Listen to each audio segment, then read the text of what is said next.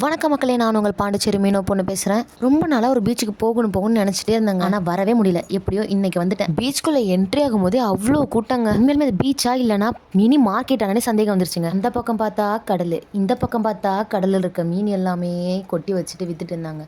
பார்க்கவே அவ்வளோ அழகாக இருந்ததுங்க. என்கிட்ட நிறைய பேர் கேட்டிருந்தாங்க, ஃப்ரெஷ்ஷான மீன்லாம் எங்கே விற்கும் எங்கே விற்குன்னு. கடல் இருக்க எல்லா சைட்லையுமே ஃப்ரெஷ்ஷான மீன் கிடைக்கதாங்க செய்யும். நான் வந்திருக்க இடத்த பார்த்தீங்கன்னா கோட்டைக்குப்பத்தில் இருக்க செரினிட்டி பீச் தாங்க வந்திருக்கேன். யாரெல்லாம் கோட்டைக்குப்பம் பக்கத்தில் இருக்கீங்களோ வந்து விசிட் பண்ணி பாருங்க. காலையிலேயே ஃபேமிலியோட வந்தீங்கன்னா சன்ரைஸை பார்த்த மாதிரி இருக்கும், ஃப்ரெஷ்ஷான மீனை வாங்கின மாதிரி இருக்கும், வீட்டுக்கு போயிட்டு மீனை சாப்பிட்ட மாதிரி இருக்கும்.